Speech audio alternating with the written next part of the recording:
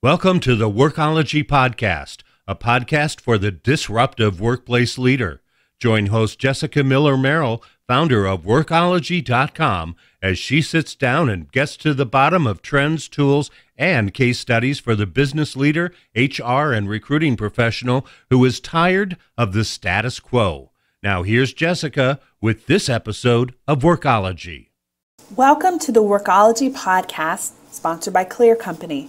We're all interested in being more productive and more effective, also nimble in our jobs, no matter what the role. Agile is a philosophy and a methodology that can help us get there, personally and professionally. Agile is a common practice in IT, with the Harvard Business Review reporting over 80% of companies adopting Agile. I thought it was time to talk about these things and maybe how we can apply them in human resources. Today, I'm joined by Scrum Master Reese Schmidt. She's an Agile expert and coach. Reese, welcome to the Workology Podcast. Hi, thanks for having me. Tell us a little bit about your background. I have been in the software industry for the better part of 15 years. Most of that has been in some form of Agile, Wagile. We do sprints, so we're Agile. Some of it has been good, and some of it has been really, really bad. I've learned a lot throughout that time. I started off in a very small 8-person research lab, and we did government, military, and education contracts. So basically every time a contract would come in, a figurative pile of hats would get thrown in the middle of the floor, and we'd all pick a few up and learn a new skill. So I have done everything from graphic design to UX, tech writing to QA, project management to product management. And so about 7 years ago, I landed on Scrum Master, which is an Agile coach in the Scrum framework, and it stuck. It felt like everything I'd done before that kind of had culminated to this point where I could be an empathetic coach for my teams and help them work through everything that was facing them. So since becoming a Scrum Master, I've grown in that space from just coaching teams to coaching teams of teams and up to organizations and helping them work through the Agile mindset through practices and principles and things like that, and really truly just helping organizations deliver better products that their customers want to use. I think that let me back up. There seems to be a lot of growing conversations in the human resource space about Agile. I'm seeing some books and some articles, but not from somebody who I think has the background and experience that you do. So can you kind of walk us through and talk to us about what Agile is first? Agile is really a mindset. It's not a process. It's not a tool.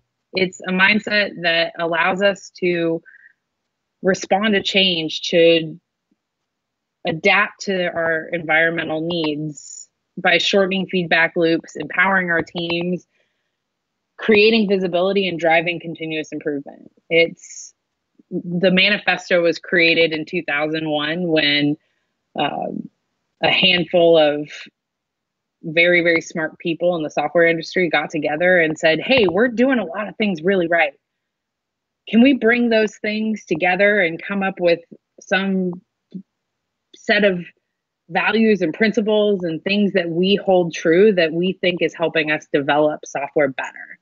And I almost wish it didn't say software, because I think some of these things are super universal, but they came together and came up with these 4 values, which is individuals and interactions over processes and tools, customer collaboration over contract negotiation, working software over comprehensive documentation, and responding to change over following a plan. And those 4 things embody the way that we work, embody our ability to empower people, embody our ability to distribute decision-making so that the people closest to the problem can solve the problem. Can you talk to us about some common terminology used in Agile? Maybe just kind of walk us through some terms that we might hear, maybe in passing by conversations or in a in a leadership meeting where they're talking about Agile? Familiarize us with those. Yeah, there are a ton of words that you're gonna hear. I'll start with a couple specific ones that I may even use throughout the rest of this. Scrum and Kanban. Scrum is, as I said, Agile is 4 values and 12 principles, but it's manifested into a lot of different practices, or a lot of different frameworks and methodologies that people use to be Agile, to embody the Agile values and principles. So Scrum is one of those frameworks. So Scrum actually predates Agile. As I said earlier, there were a lot of these minds in these spaces. So Ken Schwaber, one of the people who came up with Scrum, was actually one of the Agile manifesto signatories. So Scrum predates Agile. Scrum is a framework that is very, very simple, has some specific roles, has some specific events, meetings that we do, and just a few artifacts that come out of it. Things like a working increment of software. Those roles are a product owner, a Scrum master. So product owner being the person responsible for the vision, responsible for the work that the team does. That Scrum master is that coach for the team, that person who helps make sure that the team is continuously improving, has nothing in their way of building awesome software, and is truly that kind of master of Scrum, if you will, the person who knows the Scrum framework and embodies those Agile values and principles. And then the team itself, and when we say team, we usually mean a self-contained team, a cross-functional team who can chew off anything, any problem that's given to them. So they don't have to worry about other teams and integrating with them and dependencies and all of those things. In order to move nimbly and move agilely, the team needs to be able to solve a problem. So that was a lot of terms all in one. Kanban is another one of those frameworks, methodologies that fall under Agile, also falls under Lean. I won't get into Lean, but Kanban comes from the Toyota manufacturing line. And Kanban is basically very, very simple. It has very few rules, but it's very flow-based. So it really focuses on minimizing work in progress, eliminating bottlenecks, maximizing flow, and just being explicit about the rules that you make as a team. Inside of Kanban, there is what we call a Kanban board. It is basically a visibility board that is made up of columns that represent your workflow steps. It just gives the team, or gives whomever's using it. Heck, I use a Kanban board just for my personal everyday to-do tasks, things I need to do. I just put a board up and it's to-do and progress done. Or if I have some explicit steps, maybe I have to go check in with somebody on something, I make sure that that's a step. Maybe there's like an outside review or something like that, but just some way to be visible about the work that you have to do. Coach is something you'll probably hear me say. Heck, my title is Agile Coach. A coach is a lot of things if you think about, but mostly it's a person who's helping people to become the best versions of their self they can. And I know that sounds very hoodoo, but my job is to come in and help people get out of their own way, help teams get out of their own way, and help them to truly build great things. And sometimes the building great things is themselves. We'll talk a lot about a backlog. Backlog is just an ordered list of the things you need to do. So some people use tools to manage their backlog, things like Jira or TFS or other tools, Rally, to manage that backlog. Some people just use Post-it notes on a wall. It just depends on the level of fidelity that you want to kind of get into. And then I think a couple that are pretty important are feedback loop and iterative and incremental, and those things kind of tie together. Feedback loop just really means making sure that you're shortening those touch points. So shortening where you're checking in. You don't want to go and spend 6 months working on something and not checking in. This is how we end up building products that customers don't use. We end up doing a ton of work that ends up being waste. Even going so far as to writing a document. I know in the HR space, if you're writing up a contract and maybe you haven't checked in, or you're maybe writing up a rec even for recruiting, and you go through and do all of this work and you've done all this research to check in and you think you have it perfect, and you hand it to the hiring manager and they're like, that doesn't describe the kind of person I need. That's a lot of waste. So how do you tighten up that feedback loop to make sure that you're really building the right thing and not wasting your time? Because time is precious. Iterative and incremental, those two kind of go hand in hand. Increment mean to break things down. So break something big down and work on small pieces of it. Iterative meaning build something small and build on top of it. And so we say Scrum or Agile methodologies are usually building things in an iterative or incremental way, in that we try to build a small thing, try to figure out just enough to start moving forward, and then iterate on that and grow on that and build things. And once you know enough in an area, then you can break that down and build smaller things. So I know that was a lot of terminology. So that's great. That's great. I'm taking notes, and I hope you are as well if you're listening in. I will say that in the transcript, we'll have some resources, hopefully that Reese recommends for us, where we can get more information about terminology, Scrum methodologies, and Agile, and all these new words that and definitions we're learning about today. One of the reasons I wanted to talk to you today is because I think there is an assumption, and you kind of proved my assumption in the beginning, that Agile was created for technical teams. But I am seeing a lot of organizations, groups of people, teams that are non-tech that are using Agile. Can you kind of talk with us a little bit about that? Absolutely. This is a particular passion of mine. Simply put, Agile is a mindset. It's described by 4 values, defined by 12 principles, and manifested in an unlimited number of practices. The values and principles, though, are pretty universal. Responding to change and valuing people over rigid processes, that's not limited to software.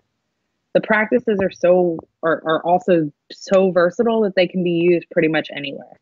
I'd say if I was forced to pick 1 or 2 practices that I could use in just about anything, it would be having a board, that Kanban board I talked about, and limiting work in process or progress. Those 2 things are at the top. And I'm going to dive a little bit deeper around the values and principles themselves. I really wish that the word software didn't exist in the Agile Manifesto, because it seems to pigeon us into this belief that Agile is something only engineering does or IT does. And honestly, I think that belief is the single most dangerous thing holding our organizations back. As I said earlier, Agile is all about being able to shift to increasing market demands or disruption. And if only a small part of your organization is nimble and the rest of it set into long analysis and planning cycles or strict hierarchical sign-off and permission policies and siloed communication structures, you can't really adjust. The entire organization needs to start embracing the values of individuals and interactions over processes and tools, and responding to change over following a plan to succeed in today's rapidly evolving and disruptive market. I always fear for companies that tell me like, oh, this Agile thing, it's new, and or we're really just having a hard time embracing, and we need these long analysis cycles. And it's jokingly, but I always fear that Amazon better not turn their sights on their industry, because Amazon is our big disruptor. And maybe it's not Amazon, maybe it's 2 guys in a basement or a garage building something, but we live in a world where we can be so disrupted so quickly. Everybody's got an iPhone in their hands, and somebody can build an iPhone app that takes an entire industry and disrupts it.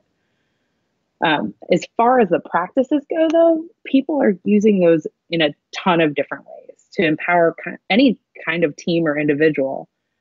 For example, a small book publisher here in Austin, Whitebird Publications, uses a Kanban board to create visibility into books flowing through their business. So they have columns set up to see where books and authors are along their various steps. Everywhere, like they have one for contract negotiations and editing, revisions, printing. All of those things are on their Kanban board. So this really helps them to see where everything's at, and it helps.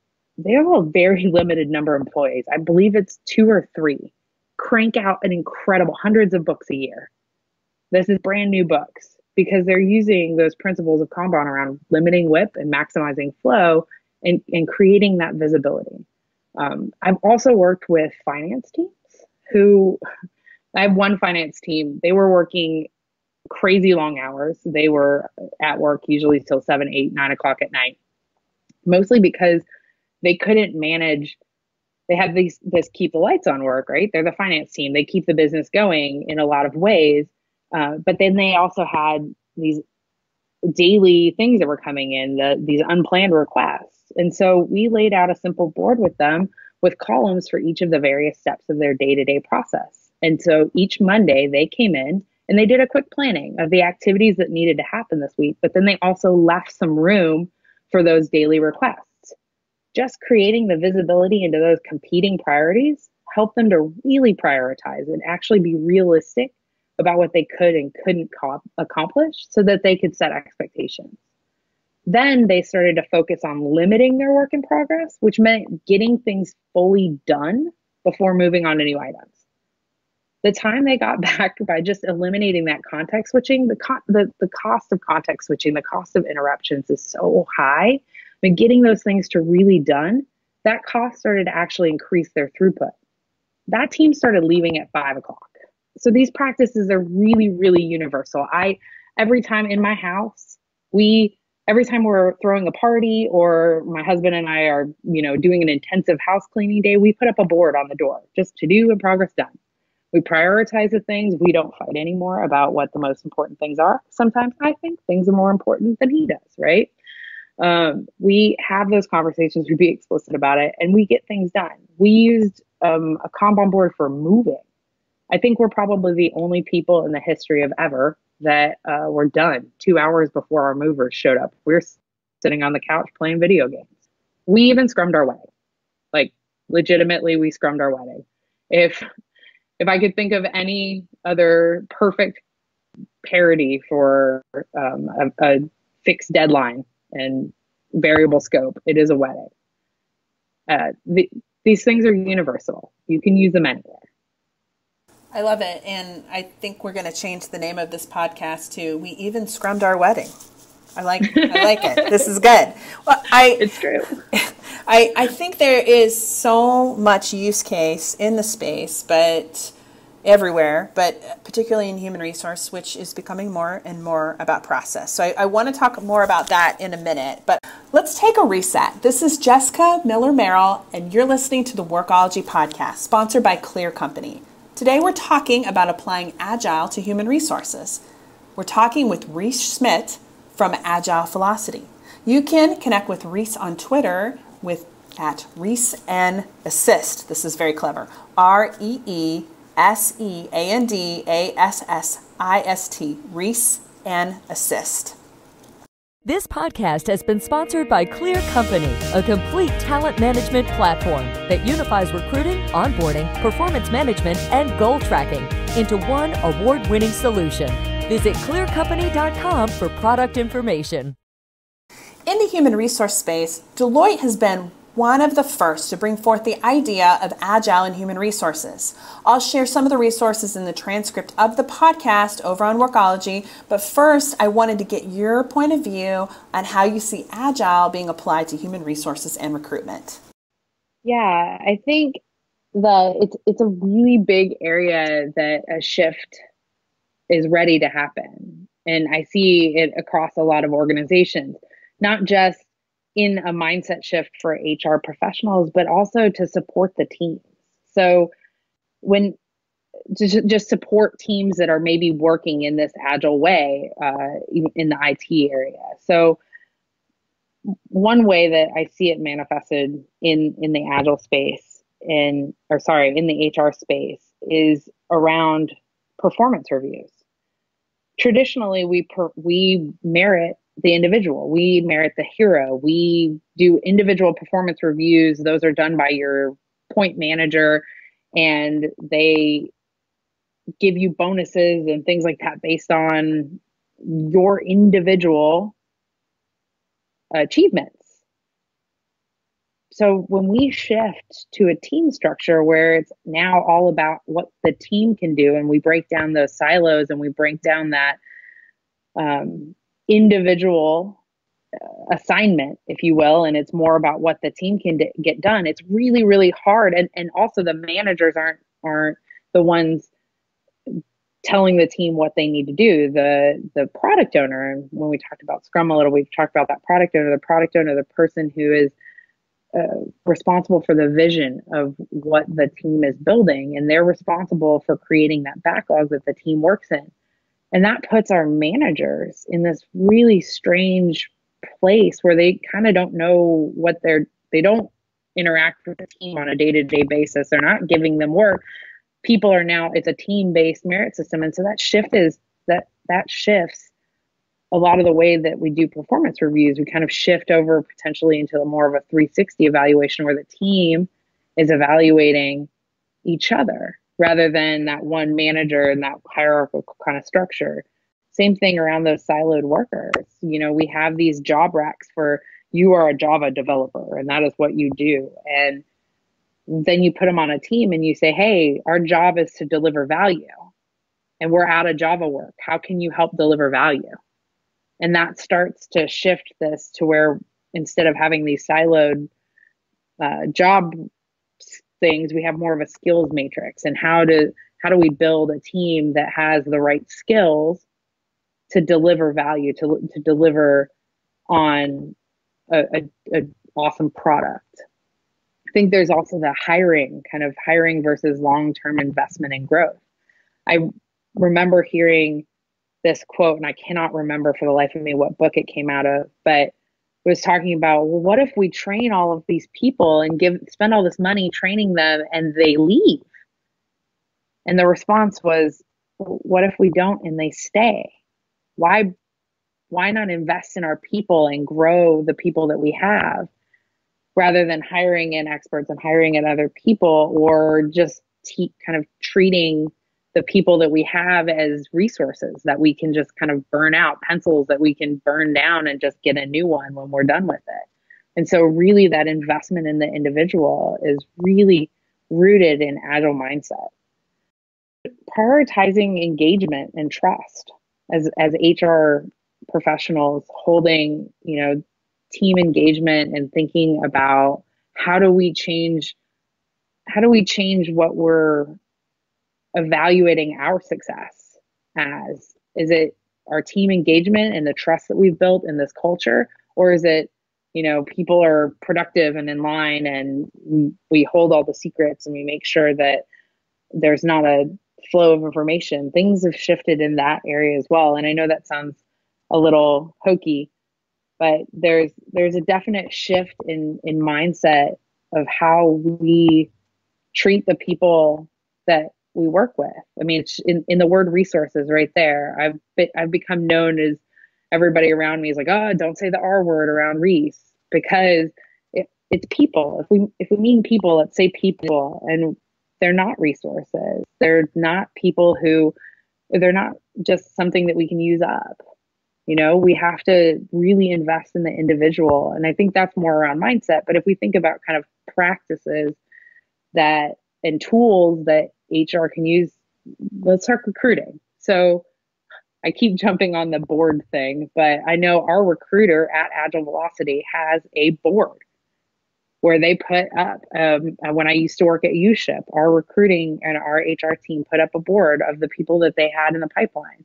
And that way, it created visibility of where is everybody? Do we need people to get on things? What do we need to do? But also it helped others see the priority, helped hiring managers understand, well, the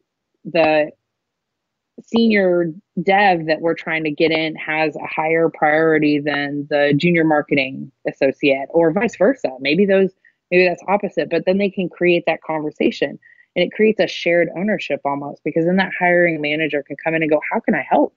What do you need me to do rather than not like strong arming, like who do I need to talk to get my thing up there, but really, how can I help?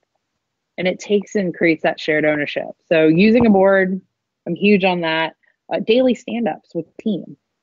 Daily stand-ups are a practice that we use in Agile all the time. It's just a 15-minute, come in every day, potentially talk about what you got done yesterday, but really the focus is what's the stuff we need to get done today and how are we going to do it?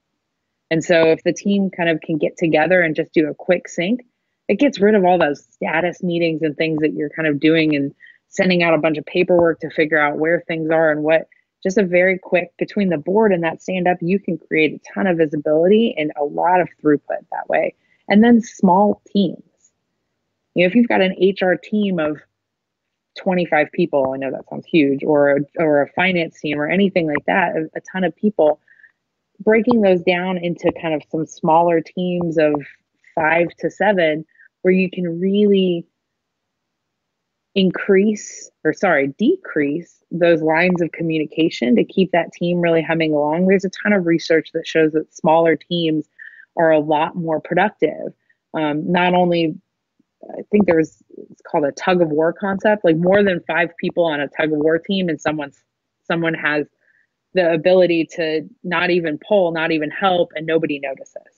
But at 5, there's a lot more investment, there's a lot more accountability, and teams are really truly working together and collaborating. There's also safety in that smaller group. If you're in a room of 20 and you're an introvert, maybe you don't want to pipe up. You might think that your idea isn't as valuable as the other people in the room. But if you're in a smaller group, that changes. And so that's at individuals and interactions. So Agile's really all about people.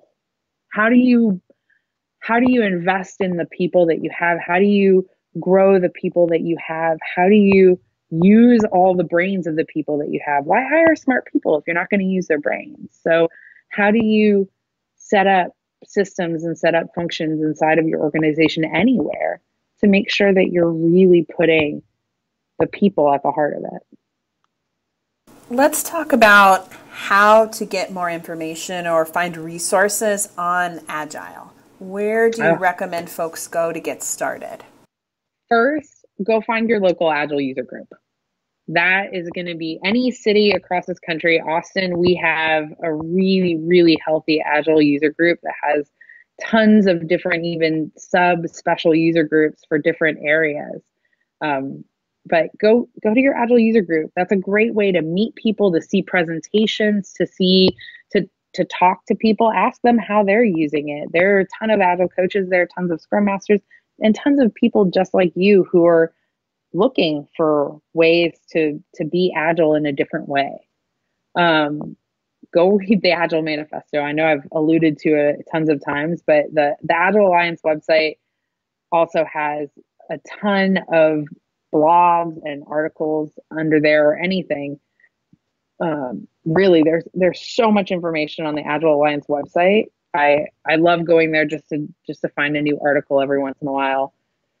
As far as classes go, a certified Scrum Master course will give you a pretty great foundational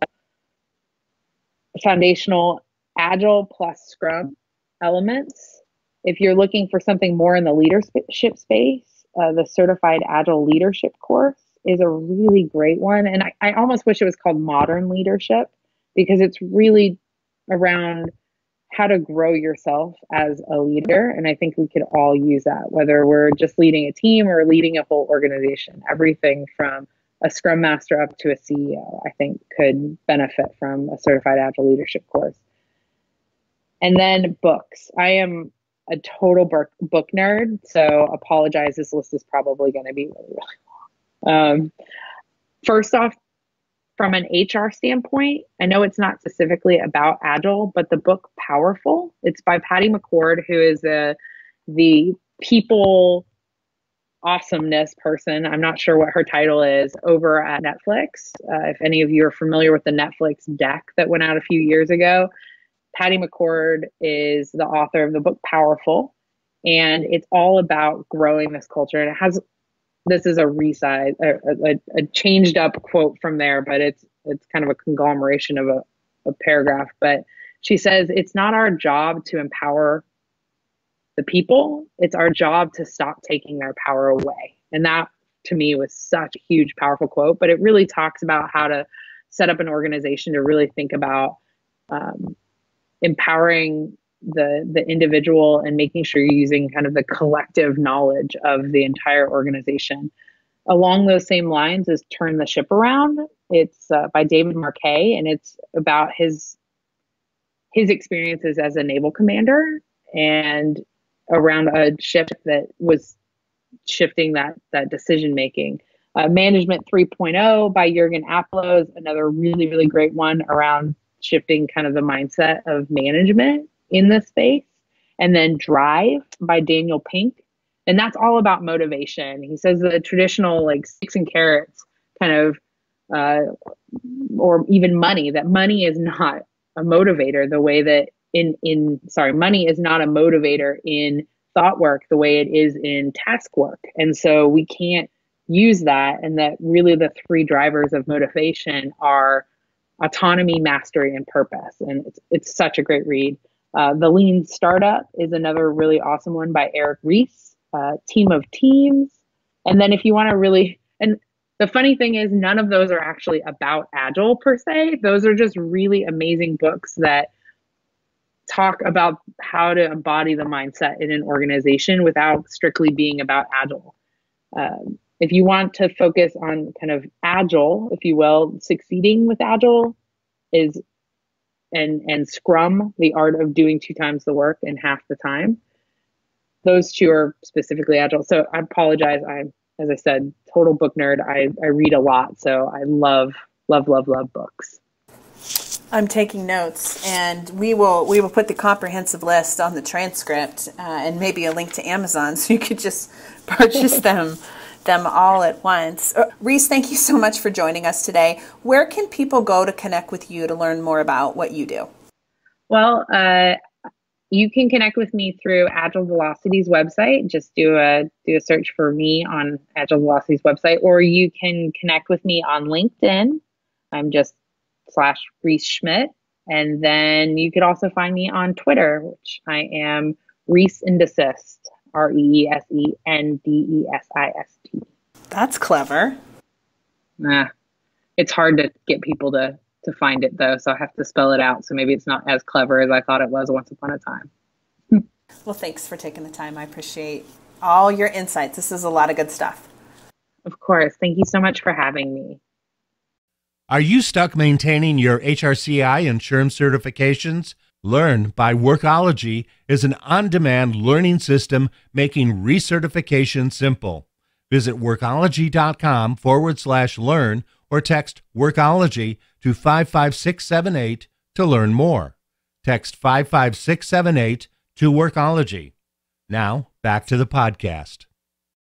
Ries has an obvious passion for all things Agile. I think in this competitive talent market, we can't afford to not look at ways to become more flexible and effective in everything that we do. Leveraging Agile also provides us an opportunity to get outside our silo of human resources and tap into expertise in process improvement within the organization. By collaborating together, we can build relationships and drive effectiveness for everyone included. Thank you for joining the Workology podcast, sponsored by Clear Company. This podcast is for the disruptive workplace leader who's tired of the status quo. This is Jessica Miller-Merrill. Until next time, you can visit Workology to listen to all our previous podcast episodes.